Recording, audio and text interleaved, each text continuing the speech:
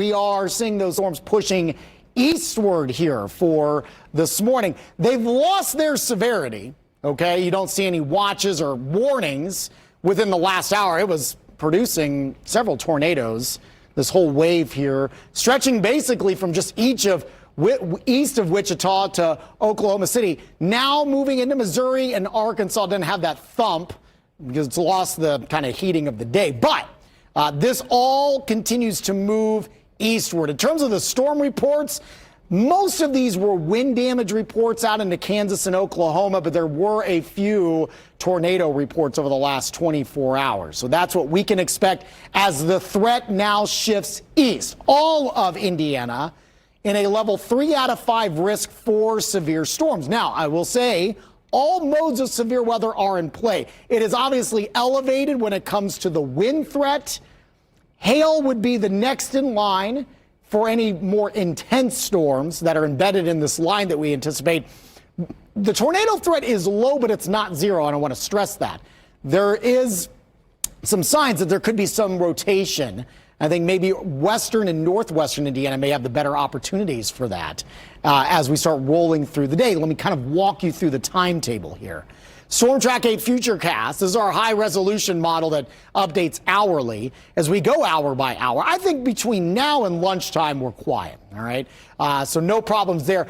I do think anytime after 1 or 2 o'clock, it is fair game for these storms to arrive. Now, this particular projection is holding off on the storm arrival until around 3 or 4 o'clock. This would be kind of that leading line right here. This is at 4 to 4:30 in the afternoon, then pushing eastward. And the severe line by this projection here clears just after dinner time by around 7 o'clock this evening. Now, we're not done with rain. I think we are done with our severe weather risks. But on and off showers and storms will likely continue. Through the overnight hours, it is still going to be pretty muggy, so downpours will be possible. And our concern after, say, 7, 8, 9 o'clock would shift to more of a flooding risk for any storms that kind of linger on.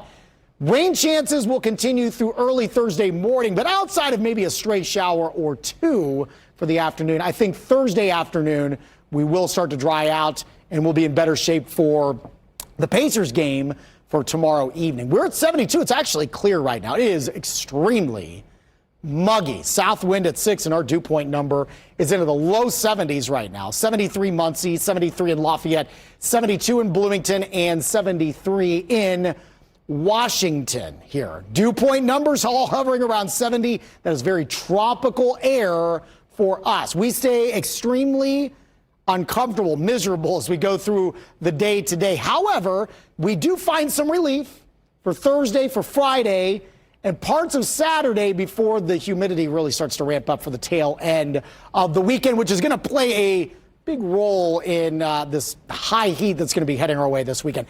81 at noon today, 86 with those storms this afternoon. Mid-80s will be common. That is slightly above average.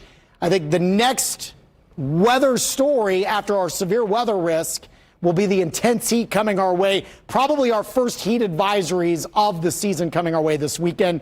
Feels like temperatures likely exceed 100 degrees starting Sunday and going into next week. Hope Plumbing, Heating, and Cooling 7-day forecast. We mentioned the mid-80s for the first day of summer on Friday. Likely will be our first round of 90s starting Saturday. Pretty intense humidity and heat starting Sunday, 92. And low to mid-90s expected for Monday and Tuesday of next week.